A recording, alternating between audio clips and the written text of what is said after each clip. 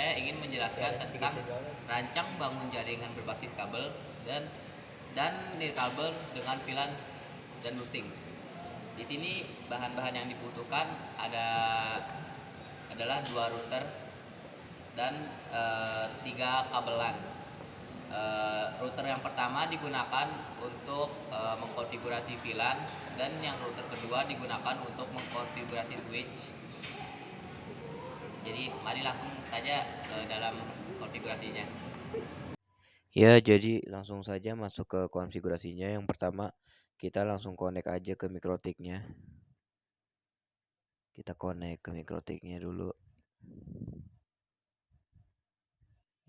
Setelah connect, kita langsung membuat VLAN. Tapi di sini saya ingin mengubah identitas saya dulu. Mengubah nama mikrotik saya. R1 maaf. Ilham. Ya. Sudah setelah itu saya langsung membuat VLAN-nya. Di sini saya mengubah nama VLAN 10-nya sebagai siswa. VLAN ID-nya 10, ditaruhnya di Ethernet 2. Sekarang untuk VLAN yang kedua saya namai untuk guru. VLAN ID-nya 20 dan interface-nya Ethernet 2.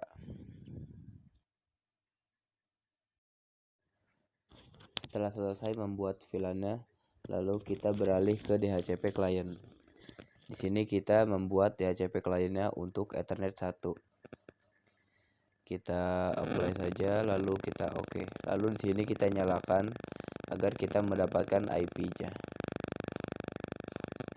Setelah itu kita ke IP address. Di sini kita menambahkan IP untuk setiap Ethernet atau interface. Di sini saya menambahkan untuk interface WLAN dengan IP 192.168.20. Lalu di sini kita buat 192.168.40 untuk VLAN 10. Apply. Oke. Lalu kita buat untuk VLAN 20-nya dengan IP 192.168.1/24. Kalau udah oke. Lalu kita langsung saja ke firewall. Di sini kita tambahkan ya, actionnya kita rubah menjadi masquerade. Lalu kita pergi ke general, out interface-nya kita rubah menjadi Ethernet 1 ya. Kalau sudah kita apply, lalu kita oke. Nah, sehabis ini kita langsung ke DHCP server.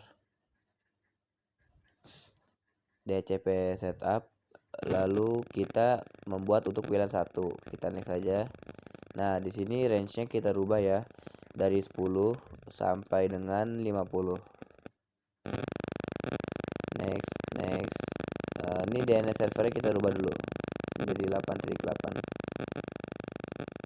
Maaf salah nih. 8.8.8.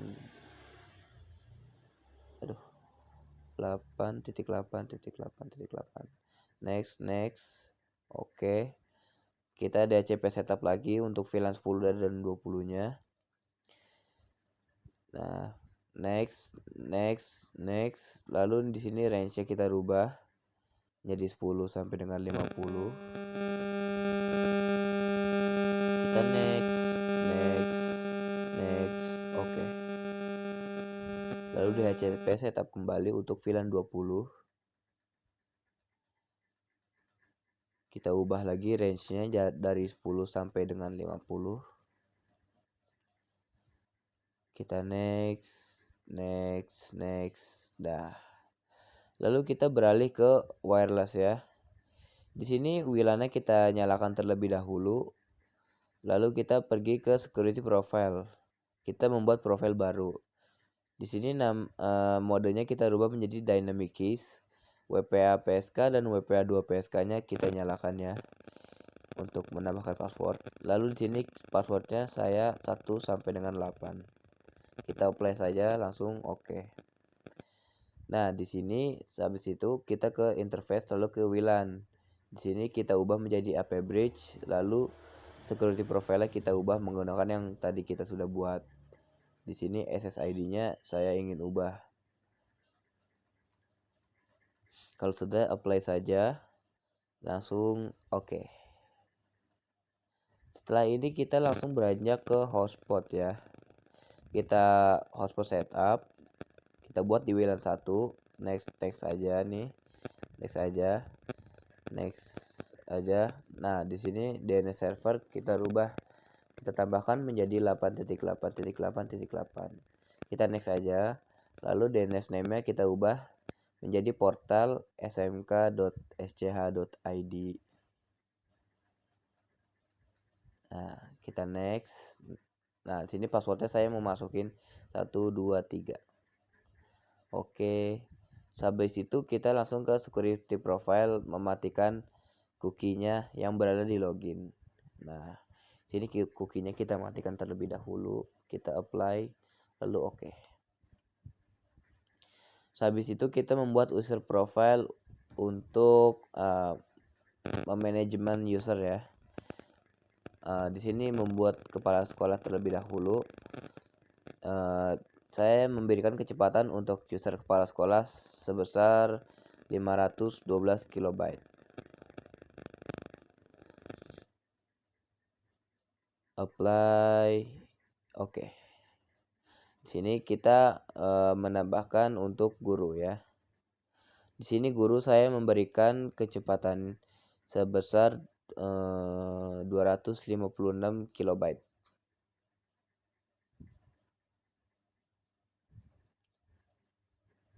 Apply. Langsung kita buat untuk siswa. Di sini siswa saya berikan kecepatan sebesar 128 KB. Kita apply saja, apply, oke. Nah, oke. Habis itu kita langsung ke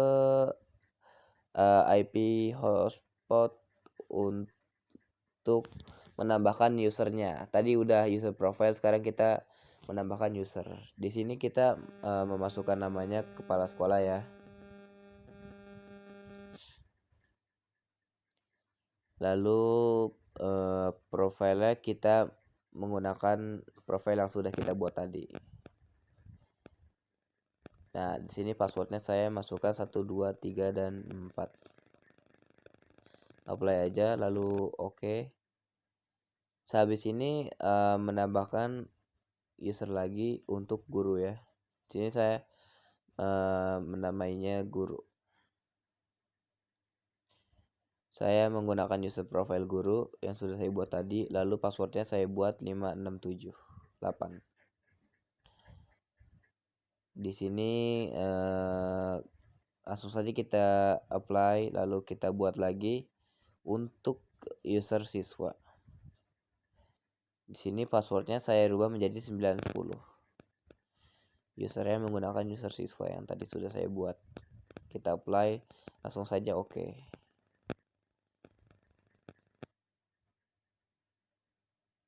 Maaf ya, videonya tadi agak crash, jadi saya lanjutkan lagi.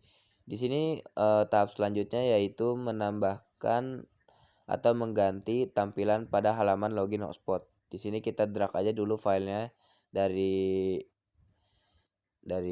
mikrotiknya ya. Ini kita replace aja semuanya karena sebelumnya udah pernah ada di desktop.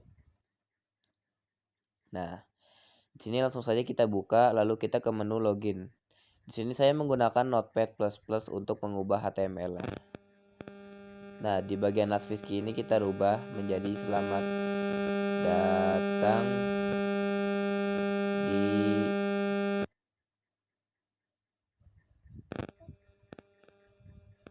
hotspot SMKN 6.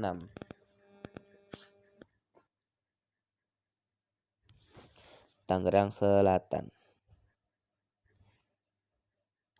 Nah, habis itu langsung saja kita save ya. Kita simpan. Langsung di close saja. Close. Nah, agar namanya tidak bingung, di sini kita rubah. Saya sini menggunakan absen saya UKK 19. Lalu saya drag and drop lagi ke file list yang ada di Mikrotik.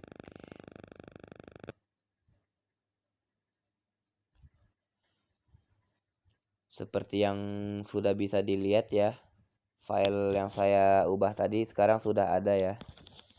Nah, sekarang tinggal kita memasukkan HTML tadi ke HTML directory. Nah, kita tambahkan, kita apply, langsung oke.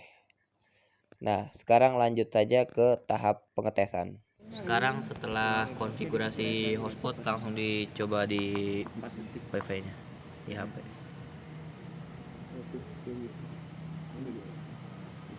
Salah.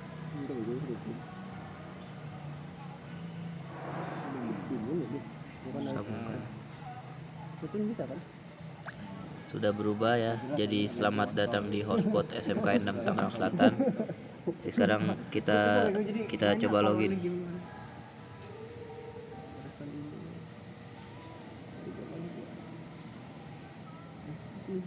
Passwordnya 123.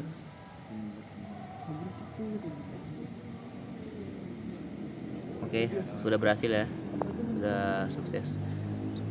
Sekarang kita coba internetnya di YouTube. Mana YouTube, Pak?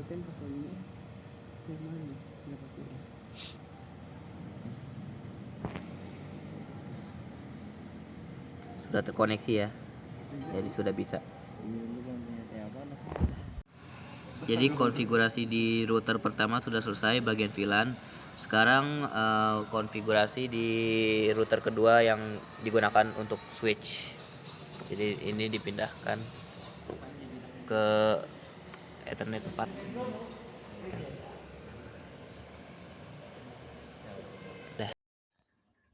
Nah, sekarang kita mengkonfigurasi di switch atau router yang kedua. Sini kita langsung connect aja. Kita connect. Nah, kita langsung ke bagian bridge ya. Kita tambahkan bridge-nya. Kita apply aja langsung, terus oke. Nah, di sini kita masuk ke ports.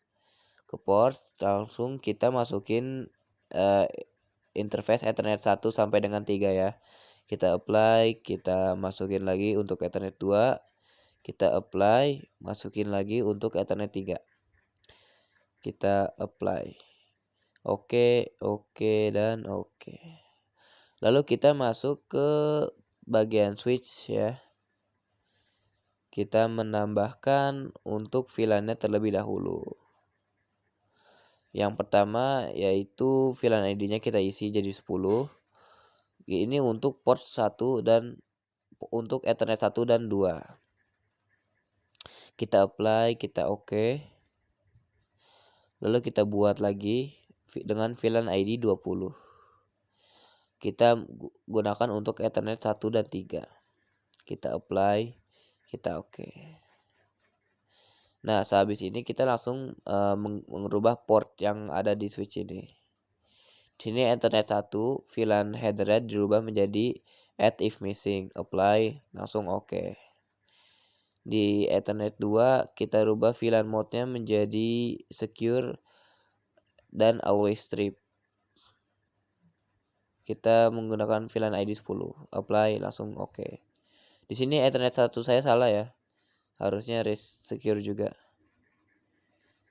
Nah, di Ethernet 3 sama ya, sama Ethernet 2, secure dan always strip. IP ID-nya menggunakan yang 20. Apply lalu oke. Sekarang kita setelah sudah mengkonfigurasi langsung saja ke bagian tesnya ya.